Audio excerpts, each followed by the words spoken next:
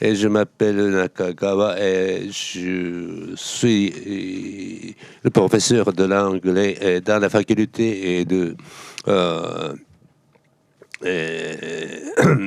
d'économie de Gakuin. Et j'y travaille depuis 1997. Donc, à partir de ce moment-là, je participe régulièrement à des réunions de recherche sur l'enseignement des langues. Je voudrais parler de centre de recherche de portfolio des langues. Dans notre université, les enseignants de langue appartiennent à différentes facultés.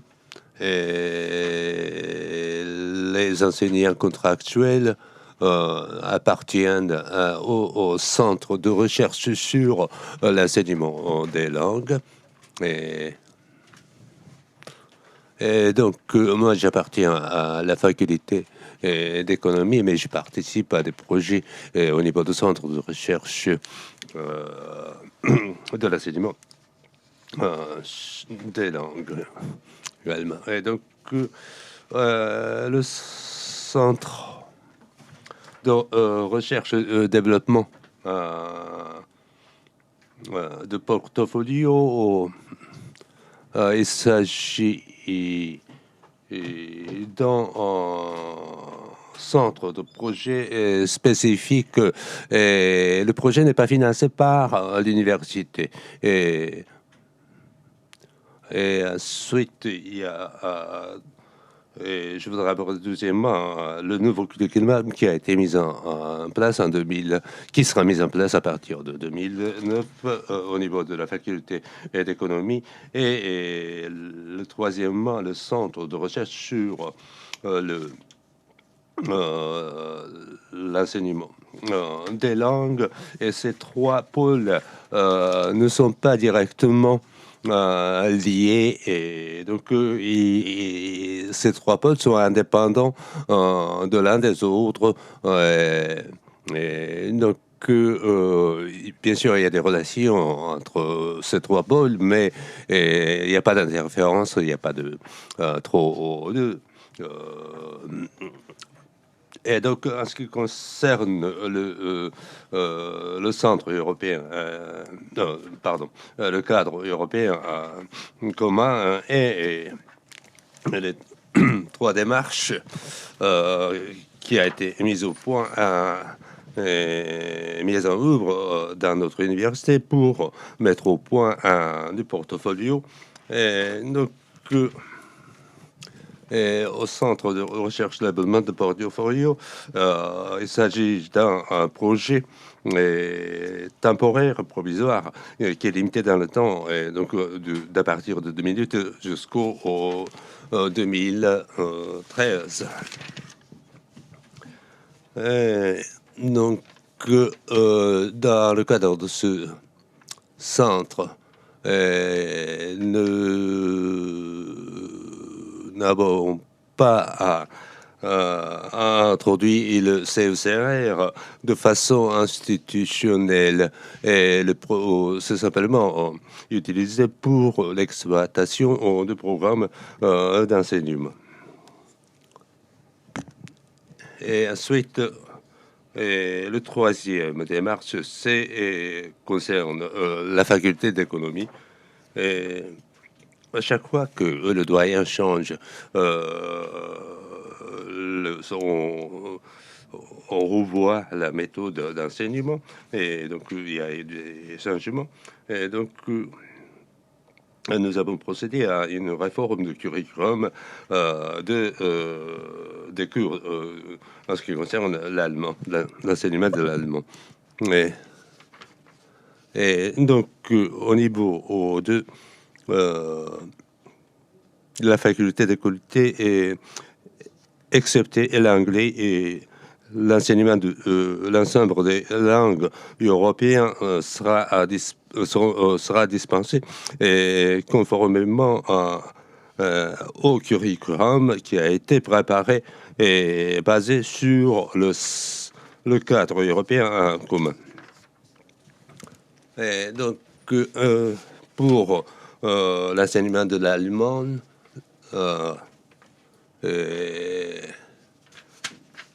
nous avons commencé un programme d'enseignement qui sera basé sur le cadre européen et à partir d'avril, au 7 avril. Et donc, on a la traduction du cadre européen. On a fait des études, bien sûr, comment on pourrait le mettre en place dans le cadre des universités japonaises.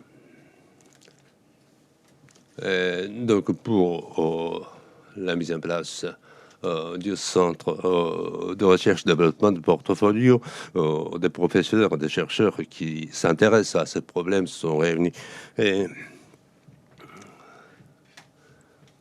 Donc, en ce qui concerne les activités de ce centre, il y a l'organisation des réunions de travail, des colloques, l'utilisation expérimentale du portfolio, etc. Donc, ce centre de recherche et développement un portfolio a pour objectif d'étudier le CECR et le portfolio des langues, le portfolio des langues. Et également, nous faisons des recherches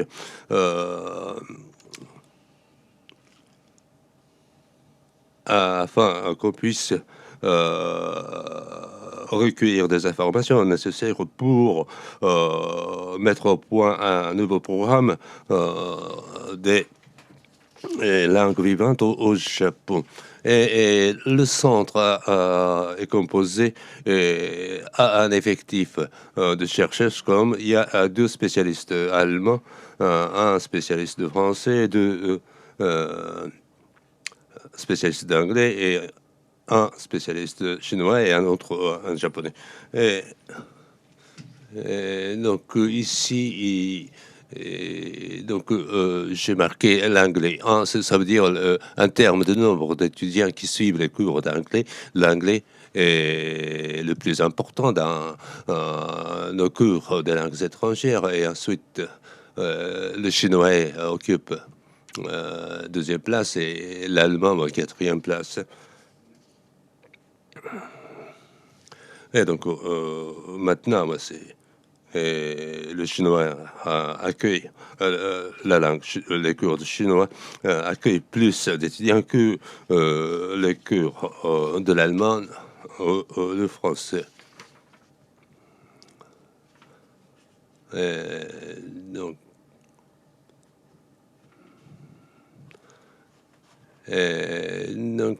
il y a ce qui concerne les cours de l'espagnol, bien sûr, les professeurs sont plutôt tournés vers l'Espagne que vers l'Amérique latine.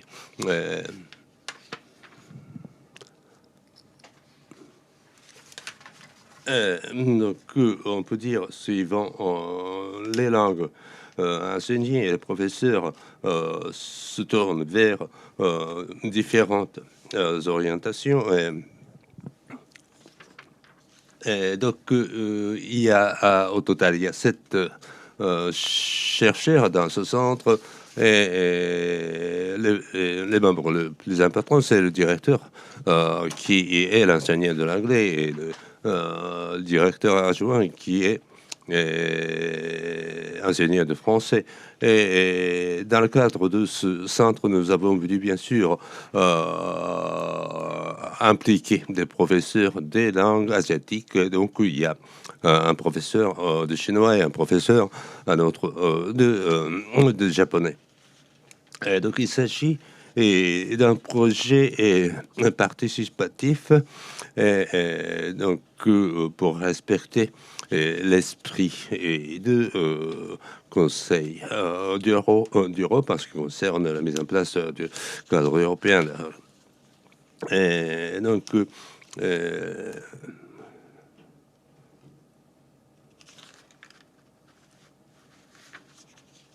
ouais, et ça, c'est le principe de base. C'est cet esprit de participatif. Et, en ce qui concerne l'introduction de portfolio,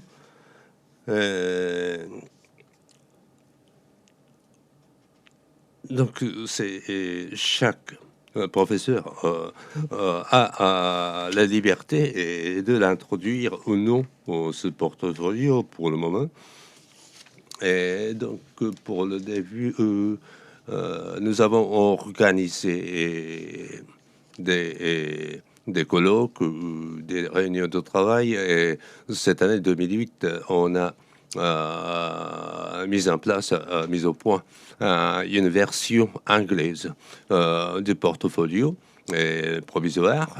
Et l'année prochaine, on va essayer de mettre en place une version japonaise.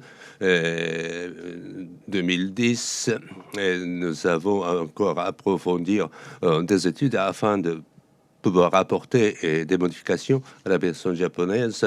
Et 2011, on va tenter de l'accréditation du portfolio. Et 2012, nous devrons diffuser ce portfolio à l'extérieur de notre université. Donc, ensuite, en ce qui concerne des activités de centre de recherche de l'enseignement des langues, en 2012, pardon, 1992, ce centre a mis en place un programme de cours intensifs de l'anglais.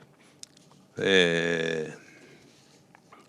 ensuite, en 97, il y a eu des programmes de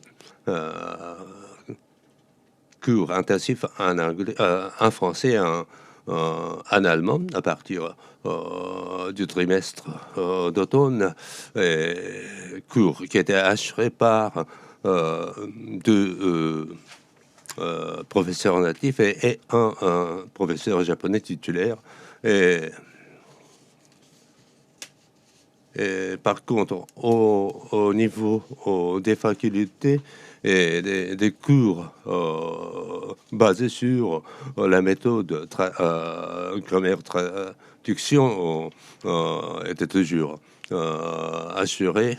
Et donc, ce programme qui était basé sur l'approche communicative au niveau du centre était présenté en tant qu'un alternatif à la méthode traditionnelle.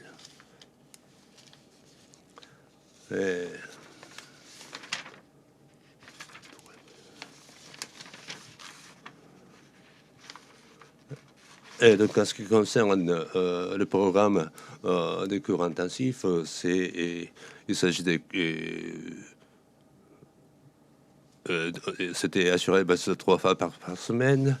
Et donc, c'était des cours qui étaient basés sur l'approche communicative. À partir de 2008, nous avons introduit un manuel qui est conforme au centre, au cadre européen commun.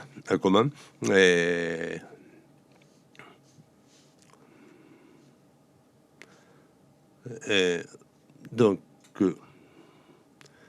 l'approche communicative et le respect des descripteurs du cadre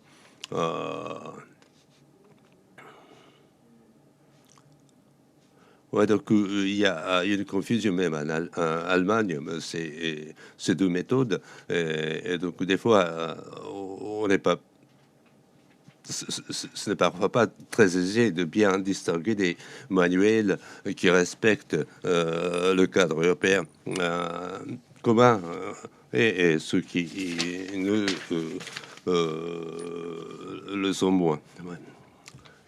Donc, en ce qui concerne et ensuite, en ce qui concerne le nouveau curriculum de la faculté d'économie, en 1980, à partir de 1998, nous avons introduit des cours basés sur l'approche communicative. À partir de 2000, donc il y a autant de cours basés sur la méthode grammaire, traduction et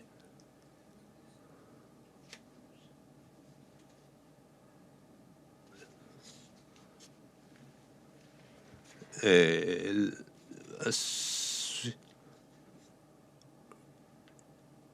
et ensuite, il y a des cours basés sur l'approche communicative et à l'époque, il y avait beaucoup d'augmentation de nombre. On a constaté une augmentation importante des étudiants qui suivent les cours de chinois et au détriment des cours de français et allemand. Et en 2009, nous allons commencer un nouveau curriculum basé sur le cadre européen. Et donc, en ce qui concerne le syllabus, et donc, on a bien marqué que on va essayer d'apprendre la dimension européenne du cadre.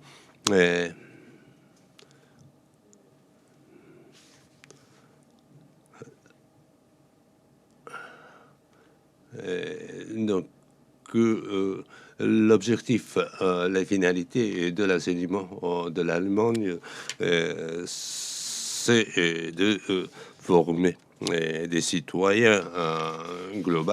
Et donc, à l'heure actuelle, situation actuelle et perspective, donc il faudrait trouver une base commune pour l'ensemble de l'enseignement de l'ensemble des langues vivantes. Et